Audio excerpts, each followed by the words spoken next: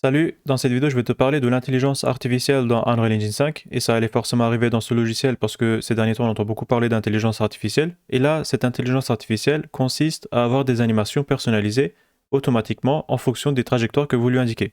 Donc là j'ai volontairement indiqué un changement de trajectoire à 90 degrés juste pour vous montrer comment cette intelligence artificielle va appliquer l'animation, donc le plus naturellement possible, et j'ai indiqué à cette intelligence que je souhaitais avoir un caractère qui soit bourré. Mais vous pouvez mixer plusieurs animations différentes. Par exemple, vous pouvez lui indiquer qu'il soit bourré et énervé, qu'il soit un zombie, qu'il ait une démarche normale mais en même temps qui ait peur, en même temps qui est cool, etc. Vous pouvez mixer plusieurs animations différentes. Donc, personnaliser au mieux votre animation pour vos projets. Donc là, ce qui consiste à être fait, c'est très simple à comprendre. On va lui indiquer le début. Ensuite, on va lui dire... Bon, ça, c'était pas prévu. On va lui dire ensuite à partir de où il va tourner et où il s'arrête. Donc tout ce qu'on va faire ici, on va pouvoir l'appliquer directement sur nos propres caractères dans nos projets. Et bien sûr, je vais vous montrer comment le faire après. Donc tout d'abord, il faut télécharger un plugin qui s'appelle Motorica. Le lien de leur site internet, je le mets en description. Donc il y aura deux liens. Premièrement, leur site internet et en deuxième, ce sera pour les documentations et en même temps télécharger le plugin. Une fois que vous avez téléchargé le plugin, vous cliquez directement sur Edit pour ensuite aller sur Plugins ici. Ensuite, directement à cliquer sur le Add qui se trouve tout en haut à gauche et vous ajoutez directement le plugin ici. Une fois le plugin ajouté dans votre moteur de jeu, vous allez juste écrire Motorica ici en haut pour pouvoir activer le plugin. Une fois activé, vous le demandez de redémarrer le logiciel. Donc c'est une chose que vous devez faire. Moi je ne le fais pas parce que j'ai déjà fait. Et si jamais le deuxième lien qui est en description de la vidéo, il se trouve également ici dans la documentation. C'est une chose qui est nécessaire juste pour après parce qu'on va devoir copier-coller un lien qui se trouve là-bas. Une fois que vous avez redémarré votre logiciel, vous allez directement encore une fois sur Edit, Project Settings et tout en bas, vous allez dans la section Plugins pour trouver le Motorica Studio.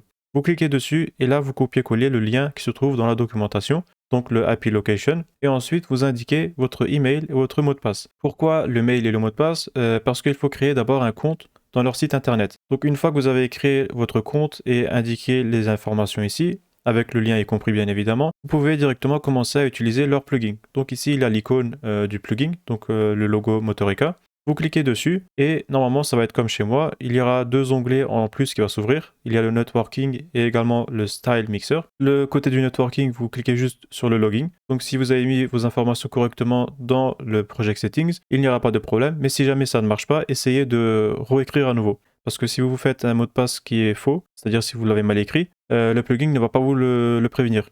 Une fois que vous avez fait le logging, vous pouvez baisser la fenêtre, mais le Style Mixer, ne le fermez pas, parce que c'est une chose qui va nous permettre tout simplement de mixer les animations. Pour l'instant, je le baisse. Et ce qui va être fait maintenant, pour pouvoir appliquer les animations, vous avez deux choses ici. Donc pour l'instant, il ne marche pas, en tout cas en 5.2, mais je préviens quand même au cas où si dans le futur ça sera corrigé. Il y a un endroit par défaut, je pense qu'il y aura juste un landscape simple, ou sinon dans le monde pour pouvoir directement l'appliquer dans notre projet. Et ensuite vous faites un Add Actor. Ne cliquez surtout pas sur le Add Actor du moment que votre projet n'est pas visible, parce que sinon ça fait crash le logiciel. Après, la raison je ne sais pas, on va dire que c'est encore en bêta, c'est sûrement à cause de ça. Et à partir de là, on va pouvoir appliquer toutes les animations qui se trouvent à droite, il y en a plusieurs, et en même temps les mixer, donc vous pouvez avoir une animation le plus personnalisée possible sur votre caractère. Ce qu'on doit faire maintenant en bas dans la timeline, on va indiquer à notre caractère où il se trouve et à quel moment.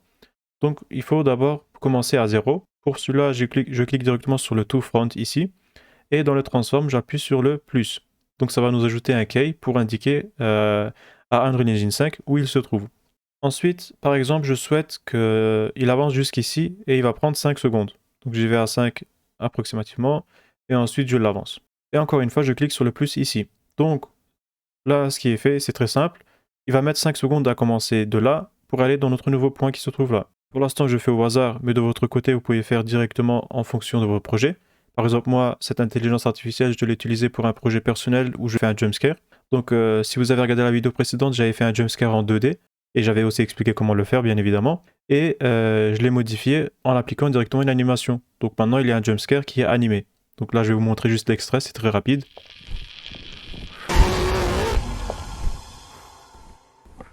J'espère que vous n'avez pas eu peur, en tout cas ce n'était pas le but, de toute façon je vous ai prévenu qu'il y aurait un jumpscare. Donc vous pouvez par exemple utiliser ce type d'animation sur vos projets personnels pour faire tout simplement des cinématiques ou autres. Ensuite, encore une fois je fais un peu au hasard et j'appuie encore une fois sur le plus ici pour le dire, le nouveau trajectoire.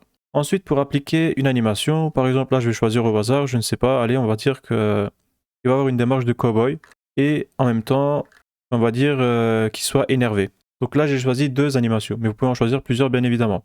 Ça va être une animation qui va être appliquée directement par l'intelligence artificielle en tant que cowboy et énervé. Donc je rouvre le style mixer et à partir de là, on peut choisir le pourcentage à mettre sur l'importance du cowboy ou du fait qu'il soit énervé. Par exemple, là, je vais dire que l'animation du cowboy doit être plus importante de 65% et le côté énervé à 35%. Donc celui-là, je le laisse comme ça et ensuite je clique ici sur Generate Animation. Une fois prêt, il va vous l'indiquer en bas à droite. Ça dure quelques secondes, c'est très rapide. Voilà, une fois prêt, on va pouvoir voir notre animation.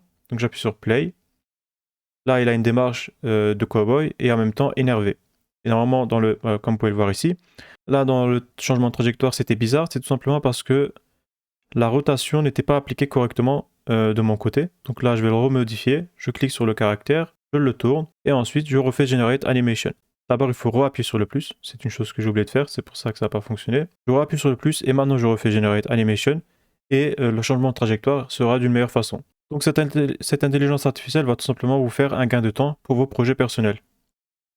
Là, on regarde juste le résultat et ensuite on va l'appliquer sur notre propre caractère.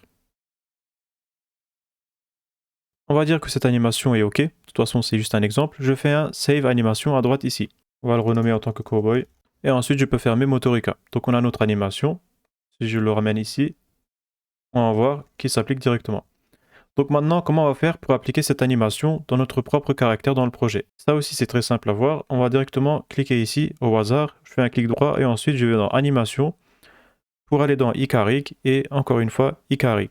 Vous le renommez comme vous le voulez et ensuite, on va appliquer directement notre caractère. Si jamais vous utilisez un asset de caractère prédéfini, etc., il est possible que ce iCarrig existe déjà. Donc de votre côté, vérifiez d'abord si votre caractère a déjà un iCarrig ou pas.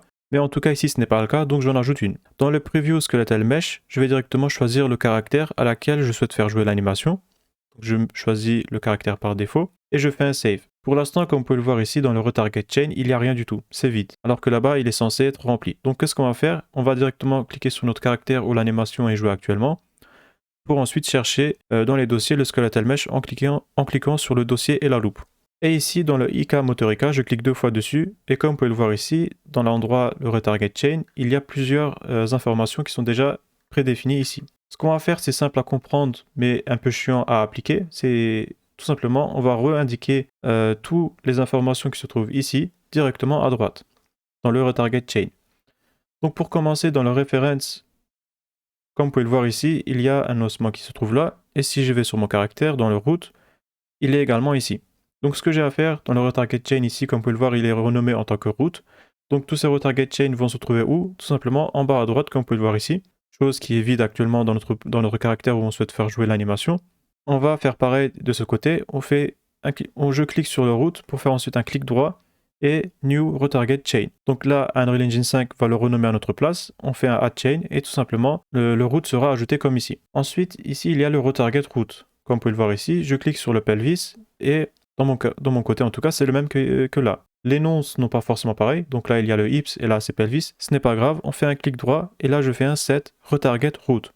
Donc ce set retarget route, c'est une chose que je vais faire uniquement une seule fois, donc je l'applique ici. Ensuite pour tout ce qui est le spine ici, je fais un clic dessus, ensuite je reste appuyé sur Shift pour sélectionner tous les spines et prévisualiser les ossements, comment ils sont positionnés. Je fais de même ici et comme vous pouvez le voir ici, c'est plus ou moins pareil, donc c'était pas obligatoire d'être identique à 100% bien évidemment. Je fais un clic droit et ensuite un New Retarget Chain, et encore une fois, Unreal Engine 5 va le renommer à notre place, donc je fais un Add Chain. Par exemple ici, le Head End, vous pouvez voir qu'il n'y a rien. De mon côté, ce n'est pas obligatoire aussi, tout simplement parce que tout ce qui est en spine ici est directement relié à cet ossement-là. Donc c'est le dernier ossement comme vous pouvez le voir ici. Et tout ce qui est en dernier n'est pas obligatoire d'avoir un Retarget Chain, tout simplement. Et je fais de la même manière pour tout le reste. Après, je ne vais pas faire toute la vidéo, bien évidemment, de cette façon-là, parce que sinon, ça va augmenter la durée de la vidéo pour rien. Je fais à chaque fois la même chose. Je fais un clic droit, New Target Chain, et ainsi de suite.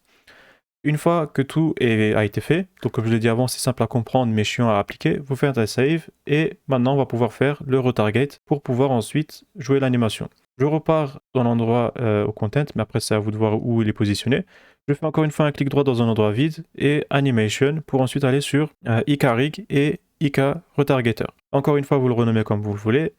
Je l'ouvre pour indiquer à partir de quel caractère nous allons pouvoir faire le retarget. Donc je sélectionne le IK Motorica. Maintenant, ce qui consiste à faire, c'est tout simplement de faire jouer l'animation et ensuite le faire en Export Selected Animation. Mais là, nous avons un nouveau problème.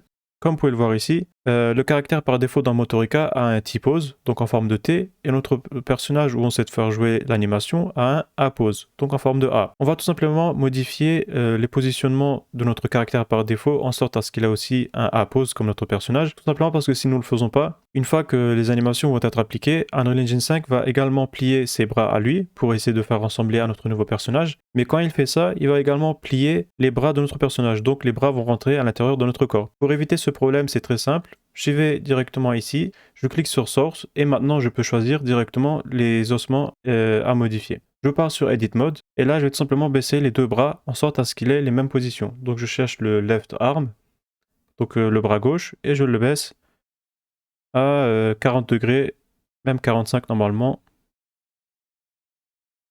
Encore un 5 et 45. Ensuite je fais de même avec le bras droit et voilà. Là il a plus ou moins approximativement un A-pose. On peut également aussi faire avancer les avant-bras. Pour l'instant, c'est une chose que je fais un peu aléatoirement pour éviter d'avoir une vidéo longue. Celui-là, encore une fois, en 30 degrés. Voilà, donc là, j'ai plus ou moins approximativement approché notre caractère à notre nouveau caractère. Enfin, le caractère par défaut au nouveau caractère. On va pouvoir maintenant appliquer l'animation du cowboy, par exemple. Je clique 2 fois dessus. Et là, comme vous pouvez le voir, il va appliquer l'animation. Là, ma tête est mal positionnée. C'est tout simplement probablement dû au fait que j'ai fait un peu aléatoirement juste avant.